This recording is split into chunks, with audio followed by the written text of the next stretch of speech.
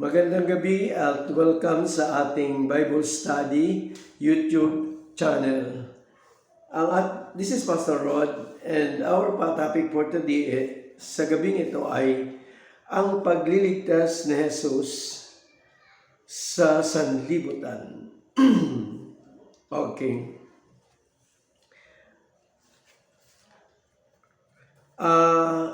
Ang pinakamahalagang pangyayari sa daigdig ay ang pagliligtas at pagtubos ni Jesus sa pagkaalipin sa kasalanan sa buong sanlibutan. Dahil sa paghayag niya ng mga katotohanan ito tungkol sa paghahari ng Diyos, ay naranasan niya ang kahindik-hindik na mga pangyayari. Talagang matindi ang pangyayari noong sa oras na yon. Ang sabi niya roon sa unang Timoteo, chapter 2, verse 3. Ang sabi niya rito, ito ang mabuti at nakalulugod sa Diyos na ating tagapagligtas, na ang ibig maligtas ang lahat ng tao at makaalam ng katotohanan. So yun ang gusto niya. Gusto niya maligtas ang lahat ng tao at makaalam ng katotohanan, sabi niya. Sapagkat iisa ang Diyos at iisa ang tagapamagitan sa Diyos at sa mga tao. Ang taong si Jesucristo na naghandog ng kanyang buhay upang tubusin ang lahat. Siya ang katunayan ng banal na layunin ng Diyos na nahayag sa takdang panahon. Kaya, yan ang mga katotohanan na gusto niya talaga na maligtas ang lahat ng tao. Kaya nga sabi niya ay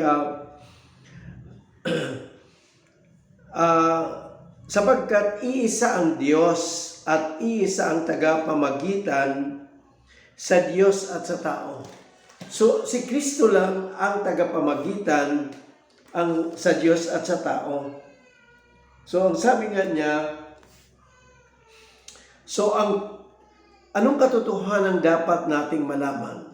Sabi niya, mayroon iisang Diyos at iisang tagapamagitan sa tao. Walang iba kundi si Kristo Jesus na ating Panginoon. Iisa lang ang tagapamagitan. Kaya ang sabi sa Gawa, chapter 4, verse 12, ang sabi roon ay, kay Jesucristo lamang matatagpuan ang kaligtasan sapagkat sa silong ng langit, ang kanyang pangalan lamang ang ibinigay ng Diyos sa ikaliligtas ng tao. So kung ating titingnan ang sinasabi, walang ibang ibinigay sa silong ng langit kung hindi si Jesucristo lamang. Kaya sa ikaliligtas ng tao. Pero ang mga tao kung ating pagmasdan, bakit lumalapit pa sila sa iba? Bakit hindi diretso sa Panginoon? Ito naman ang sinabi niya, na dapat tayo ay dumiretso sa Kanya, lumapit. Kaya, dahil dito, sa katotohanan ito ay inusig si Jesus ng mga tao at sa panahong iyon, sa pag-uusig sa kanya ni Pilato, ang sabi nga niya roon, okay, tingnan natin sa Juan, chapter 18, sabi niya verse 37, kung gayon, sabi nga kasi inuusig na siya rito ni Pilato. Kung gayon, isa kang hari, sabi niya ni Pilato. Sabi ni Pilato, sumagot si Jesus, kayo na ang nagsasabing ako'y hari. Ibig sabihin, inapprove niya. Ito ang dahilan kung bakit ako ipinanganak at naparito sa sanlibutan upang magsalita tungkol sa katotohanan. Nakikinig sa akin ang aking tinig ang sinumang nasa katotohanan. So, Ang sabi niya ay siyang maghayag siya ng katotohanan. Ano ba ang katotohanan na dapat niyang ihayag? Ang sabi sa chapter 17 verse 3 ay ganito ang pagkasabi. Verse 3, ito ang buhay na walang hanggan, ang kilalanin kanila ang iisa at tunay na Diyos at si Kristo na iyong sinugo. So dapat, yun lang ang kinakailangang katotohanan na si Kristo ang sinugo ng Ama at kilalanin silang iisang Diyos. Kasi yun nga ngayon na maraming nagsasabing mayroong mga aral na si Kristo ay hindi Diyos. Maliwanag ka dito sa sinabi niya para kilalanin siyang Diyos. At kaya sila inuusig sapagkat yun ang dahilan ng pag-usig sa Kanya. Yung paghahayag na ng katotohanan ito. So sabi nga niya noon sa Lucas, okay, tingnan natin sa Lucas, ito yung pag-usig sa Kanya eh. So makita natin kung gaano si inusig ng mga tao. At hindi naman pinahalagahan ngayon, 60, okay. Ang sabi niya sa 63, okay, hanggang 65. Samantalang si Jesus ay nililibak at hinahampas ng mga nagtatanod sa Kanya, siya'y piniringan nila at tinanong, sige, hulaan mo nga, sino ang humampas sa iyo? At kung ano-ano pang panalait ang sinabi sa Kanya. Alam niyo, kung titingnan natin kung gaano ginawa ng mga taong ito, ang ginawa sa ating Panginoon sa mga panahong iyon, kahabag-habag, talagang kaawawa. Dahil lang para lang iligtas tayo, naranasan niya ang, sabi ko kanina, hindi na pangyayari, para lang iligtas tayo. Subalit nakita natin sa mga ating marami ang hindi pinapansin at hindi binibigyan ng halaga itong pagliligtas ng Diyos sa atin. Hindi ba ito pa ay kaya nga ito ay kahindik-hindik ang nangyayari sa panahong iyon ng Panginoon Hesus at pagtubos sa atin sa sanlibutan. Kaya nakita natin kung gaano kahirap ang dinanas niya para sa kaligtasan ng sanlibutan. Subalit ang mga tao ay hindi pinahahalagahan ang kanilang pagkilala sa Diyos. Nakita natin na hindi ba ito pa ay nakikita natin maganda naman dahil inaalala itong pangyayari na ito sa araw na mahal na araw na isineselebrate palagi. Kaya lang, para lang ba na nagsiselebrate sila sa mahal na araw, pero hindi nila binibigyan ng higit na halaga. Ang hinihingi lang naman ng Diyos ay katapatan natin at ang pagkilala sa Kanya. Yun lang ang hinihingi niya. Yan ang palagi nating kaya nga sabi nga niya kahit doon sa 17, di ba? Ibinasa ko kanina kung ano bang katotohanan itong ihayag niya. Na ito ay buhay, ang kilalanin kanila ang iisa at tunay na Diyos at si Jesucristo na iyong sinugo. So, yun lang ang dapat na kilala natin siya. Kaya lang, nagsiselebrate nga ng araw ng mahal na araw ang mga tao para alalahanin ang nangyari kay Jesus. Subalit, parang wala lang na nangyari. Ay lalo pa silang tumalikod dahil nga sa Diyos-Diyusan pa rin sila sumasamba. Sa mga imahin pa rin. Kaya ito ang isang bagay na parang binabaliwala lang ng tao ang pangyayari nito sa pagliligtas ng Diyos sa sanlibutan. Kaya sandali, ang kanya lang hinihingi ay dapat ay kilalanin natin siya. Tanggapin natin ang kanyang mga aral. Kaya kung ating titingnan ay ang kanyang kailangan sa mga tao ay katapatan at pagkilala sa kanya. Simple lang. So, dapat alalahanin natin ang hirap na dinanas niya ni Jesus para lang sa ating kaligtasan. Kaya dapat mapahalagahan natin talaga ang ating buhay na ihandog ang ating sarili sa Kanya at sa Kanyang muling pagbabalik. Alam nyo, ang napakahalaga lang na dapat natin gawin ay alamin natin ang Kanyang mga aral at salita. At ating tanggapin ang Kanyang mga salita na ating naririnig, paniwalaan natin ito at sundin natin. Yung lumang tipan ay utos yun ng 10 utos, pero walang nakaganap. Kaya tinubos tayo doon sa sumpa na yon. At ngayon ay si Kristo ang tanging gagawin lang natin. Tanggapin natin siya. So, kung atin namang titiyan, paano ba natin tatanggapin si Kristo? Sa pamamagitan ng pagtanggap ng kanyang mga salita at aral. Yun ang atin at susundin natin at para ipamuhay natin. Yun ang hinihingi ng Diyos. Kasi dapat makilala talaga siya. Kaya nga mga taong ngayon na hindi naman talaga sumasamba sa Kanya at nandoon pa rin sa pagsamba sa mga Diyos-Diyusan, ito yung kinagagalit niya. Dahil pagtalikod kasi sa Kanya yun. Kasi kung ating titinan, bakit niya kayo pupunta pa roon? Di ba? Kung ating aanin ang Kanyang mga sinasabi. Kasi nga sabi Kanya walang ibang ibinigay sa silong ng langit sa kailigtas ng tao kung hindi si Jesucristo lamang. Chapter 4 verse 4. Chapter 2 chapter 4 verse 12.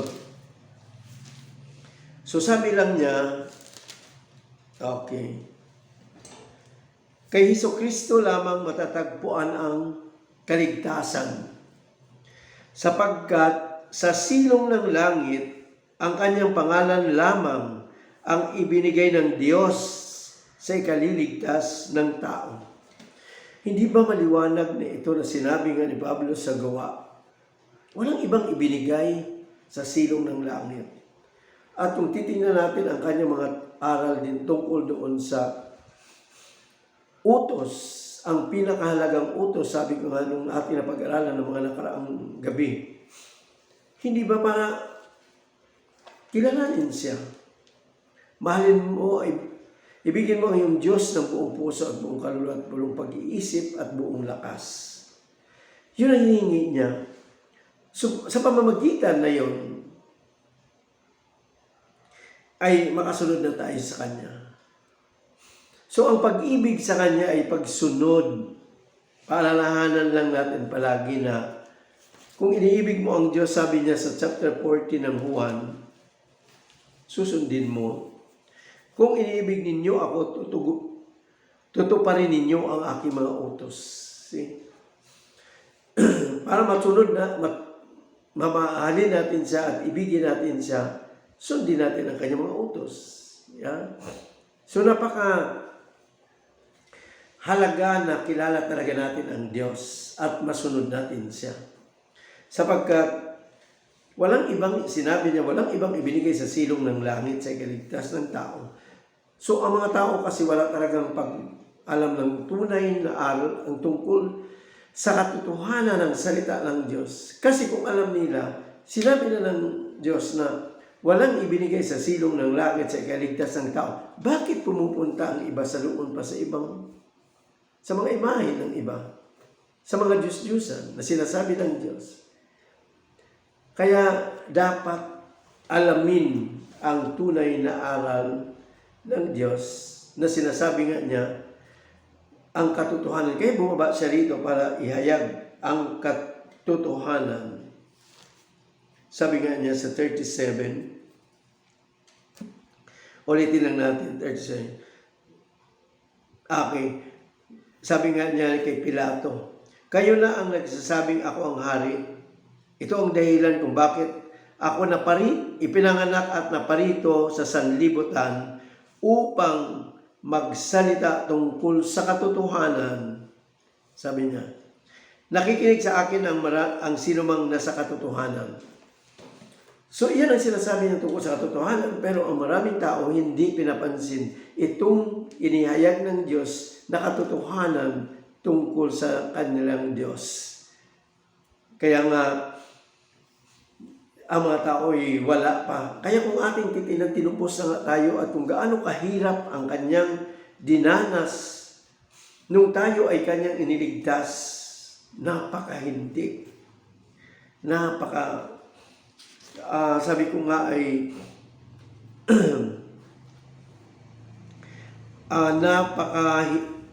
hindik-hindik na pangyayari talaga ang nangyari noon.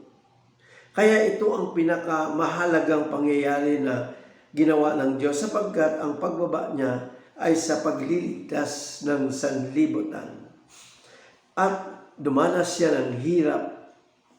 Kung gaano kahirap na dinanas niya, alalahanin sana natin at tayo ay manumbalik sa Kanya, sumunod tayo sa Kanya. Kaya kung tutuusin, dahil sa mga taong hindi pa talaga nanumbalik sa Kanya, ay kayo rin ang may kawawa sapagkat hindi kayo mabibilang sa maging kasama sa Kanyang pagbabalik para tayo ay Kanyang sunduin at dalhin doon sa Kanyang kaharian. So ang hindi makakasama yung mga taong hindi kumikilala sa Kanya at hindi sumunod at sila ay mapaparusahan sapagkat ang sabi nga niya sa Juan chapter 3, sabi nga niya, verse 18, hindi natulang maparusahan ang manampalataya sa bugtong na anak ng Diyos, ngunit hinahatulan ng mapaparusahan ang hindi nanampalataya sa Kanya. Amen. Purihin ang Diyos at sana ay mabuksan sa mga taong nakikinig at ang makapakinig na hindi pa ganap ang kanilang pananalig sa Diyos at wala pang alam ng katotohanan tungkol sa Diyos. Sikapin ninyo sapagkat kabag-abag ang kalalagyan natin kung hindi natin alam at hindi natin kilala ang Diyos. Kaya naghirap na si Kristo para lang sa ikaliligtas natin. Kaya kung ating diyan maawa nga rin kayo sarili ninyo. Kaya purihin ang Diyos sa mga taong nandoon na sa nananalig at nakaalam ng katotohanan ito. Dahil tunay nga ng lahat niyan ay naghihintay na lamang sa pagbabalik ng Panginoon. Tayo ay manalangin.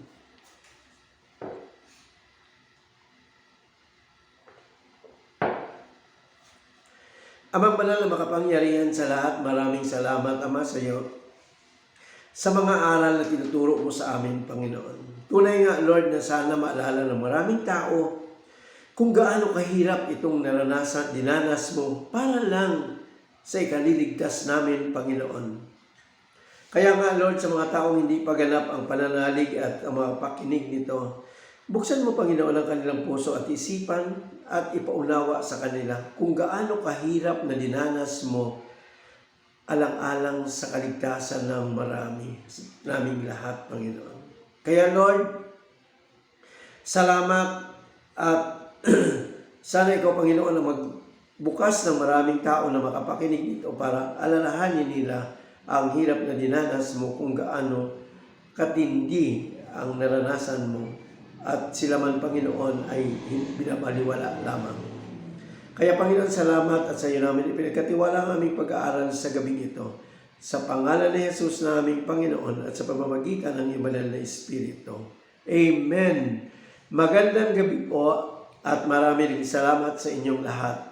Huwag kalimutan na i-share ito at sa mga hindi pa nakapag-subscribe ay mag-subscribe kayo para makarating palagi sa inyo itong ating napag-aralan at maging tumibay ang ating pananalig at pananampalataya sa Diyos pagkaalam ng Kanyang mga katotohanan ng Kanyang mga salita. Maraming salamat muli sa inyong lahat.